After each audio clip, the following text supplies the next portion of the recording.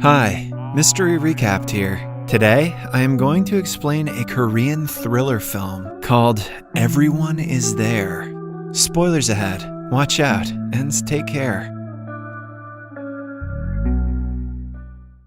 Lisa is a timid and shy 16-year-old. In the opening scene, she is running down a hill in the middle of the woods. Her clothes are torn and her face is covered in injuries. Suddenly, she trips on a stair and falls several feet below. With her remaining strength, she begs someone for help and falls unconscious.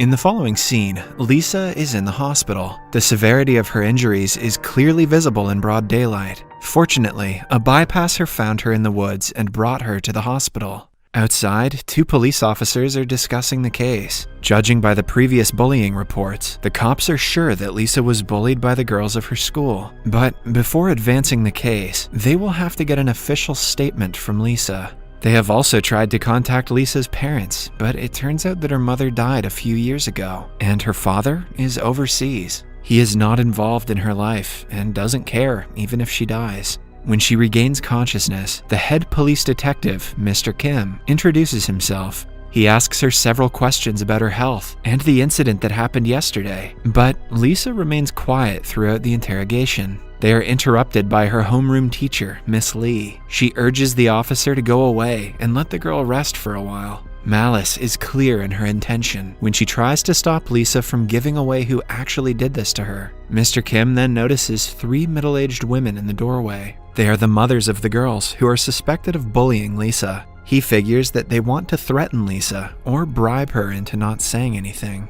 He asks them to go away since they are legally not allowed to meet the victim, but the women are persistent. Their husbands are people with power and money, which makes them believe their daughters can get away with anything. Mr. Kim states that their daughters were the ones who called Lisa to the mountain, but the mothers nonchalantly claim that the girls were just hanging out. When the argument gets heated, Lisa asks them to go away because she wants to rest. After the incident, the homeroom teacher, Miss Lee, meets the school principal. Both of them know very well that Lisa was bullied. To save the school's reputation, the principal wants Miss Lee to transfer Lisa to another school when she returns. He hides his corruption by pretending to be worried about the bully's future. A few weeks later, Lisa recovers from the injuries and can finally walk around. Mr. Kim has tried to ask her about the incident several times in the past week, but Lisa has yet to break her silence.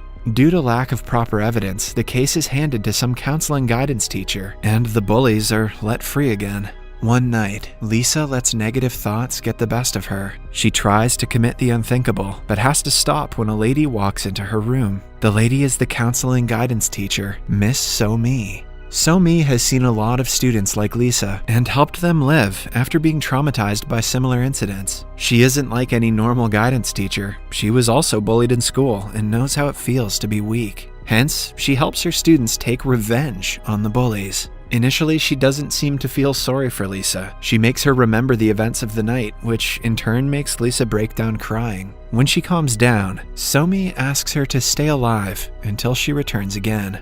On the day Lisa is being discharged, she is visited by the leader of the bullies, Yeon. She has brought her new school uniform, knowing that her old one is torn. The girl shows no remorse for almost killing Lisa and tells her she is better off dead. Before leaving, she also threatens her to stay away from the police. After she leaves, Soo Yeon enters the room. Having heard the entire conversation, she brings Lisa to her house and helps her settle in. After that, Lisa goes to the neighborhood where her mother used to live. Before her death, she is reminiscing about her past when a passerby catches her attention. She follows the girl and soon finds out that she is her identical twin, Jenny. Lisa tries to reunite with her, but Jenny walks away, uninterested. It is revealed that the girl's parents got divorced before they were born. The couple was not on good terms, so the father never wanted anything to do with Lisa and Jenny. But with time, the mother's financial condition got weaker. Hence, she left Lisa at her father's home and started living with Jenny. The sisters never met after the incident, and Lisa had to live with her father, who thought of her as a burden. The next day, Soo Yeon follows Jenny to a convenience store and notices her shoplifting. She stops her outside and asks her for help. Even when told that her sister was almost bullied to death, Jenny remains uninterested in the conversation. She only agrees to help when Soo Yeon offers her money. In the evening, the three meet at Soo Yeon's house. She suggests they live together for a week or so until the plan comes to a conclusion. Jenny is not a fan of the idea, but agrees to do it anyway. But then, she is told that she will have to go to school as Lisa to teach the bullies a lesson. Jenny dropped out of school a year ago. To her, no amount of money is worth going to school again. She refuses to cooperate and storms out of the apartment. A few minutes later, she receives a video in a group chat. The video is of Lisa getting bullied. A group of girls tear her clothes, shove her to the ground, and kick her repeatedly, while a girl with an obnoxious laugh films everything. This makes Jenny so mad that she returns to the apartment and calls Lisa a coward. The video reminds Lisa of the traumatic night and makes her hyperventilate. Seeing her twin in such a condition, Jenny cannot help but feel bad for her. With much determination, she asks Somi where she can find the girl with the obnoxious laugh. The following day, she goes to school as Lisa. Her classmates notice the evident change in her behavior, but no one pays much attention to her. That is, until the group of bullies enters the classroom. The bully, Nayeon, excitedly sits on Jenny's table and calls her cute for returning to school. Because of her laugh, Jenny realizes that Nayeon is the girl in the video, and the one who made everyone else bully Lisa. When the bully starts getting handsy, Jenny slaps her to the ground with a single blow. She then grabs her by the hair and sits on top of her, asking her to laugh again. Following that, she shoots a video of her while choking her simultaneously. Her bully friends can do nothing but retreat in fear. They only stop when Miss Lee interferes. She takes them to a private room to discipline them, but Jenny isn't someone who obeys teachers. When she and Miss Lee are alone, she approaches her with a pen, subtly threatening to stab her. Miss Lee stammers in fear as Jenny calls her out for being unfair to Lisa. Later that day, Jenny returns home and shows Lisa the video of Nayeon. Lisa doesn't know how to feel about it because she doesn't support violence, even when it's projected towards her biggest bully. Somi warns Jenny to not do anything of such sort again because it might get her sister in trouble. She should have seen the stabby pen scene.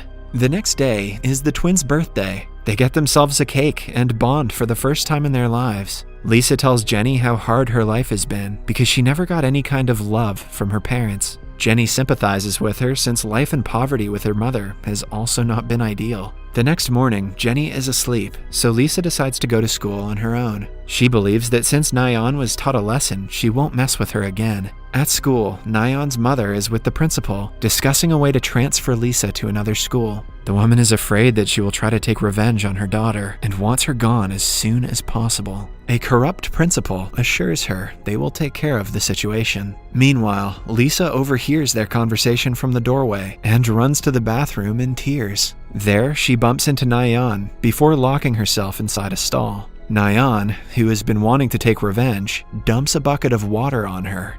Oh snap. Lisa returns home wet and falls to the ground in exhaustion. Somi helps her, while Jenny glows red in anger. She immediately calls Nayeon and asks her to come to the mountain if she doesn't want the video of her beating up Lisa on the internet. Scared to be convicted of bullying, Nayeon does as told. When she reaches the mountain, Jenny hits her on the head and knocks her out. Upon regaining consciousness, she finds her hands and legs tied and her mouth taped. Jenny removes the tape from her mouth and forcefully makes her drink a full bottle of water. Then she brings out another bottle filled with acid. Nayeon cries for her life, which only makes Jenny laugh harder. She pours the acid dangerously close to her face, but promises not to kill her. By now, Nayeon can hardly breathe and is crying hysterically. Jenny unties her legs and tells her to run away if she wants to stay alive. The bully takes the chance, but falls a few meters away.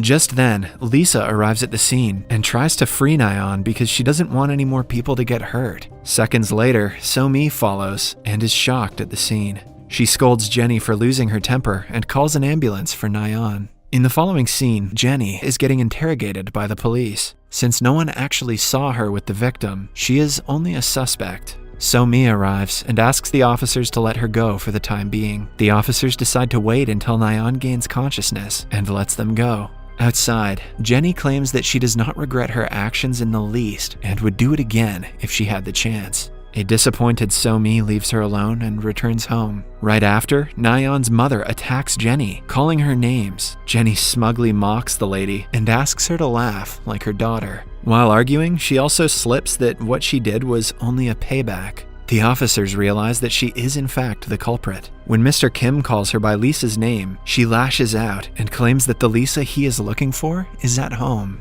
Later, Mr. Kim and his fellow officer are driving back home, but Kim cannot get the thought of Jenny out of his mind. He has also noticed a significant change in her behavior since she was in the hospital. Suspecting that she has a doppelganger, he drives to her house to check. However, on reaching the place, he finds it empty. Just then, he gets a call from the hospital, informing him that Nayeon has gained consciousness. She is blabbering about someone else being on the scene when she was attacked. A flashback shows us that Jenny was alone when Nayeon was lying on the ground in the mountains. In fact, Jenny, Lisa, and So-mi are all the same person. Till now, every time Lisa was talking to either of them, she was only talking to herself. She never had a twin sister. After being bullied, she was so alone and stranded that she fantasized about having someone who cared for her. Soon, the fantasy changed into obsessiveness, and she developed a multiple personality disorder. Meanwhile, So-mi is a guidance officer and the only person who helped Lisa, but she never met Lisa at the hospital. Lisa imagined her being there to tackle loneliness and eventually added her to her personalities. The court finds out what exactly is wrong with Lisa, and she ends up in therapy. She drops out of school and focuses on her mental health. We see a clip of her talking to a therapist about her past trauma in great detail. She has finally healed from it. In the last scene, the real So-mi drops her at the airport. Lisa is flying to a different city to start a new life. Subscribe for more videos like this, turn on notifications, and leave a like to help the channel out. Thank you for watching.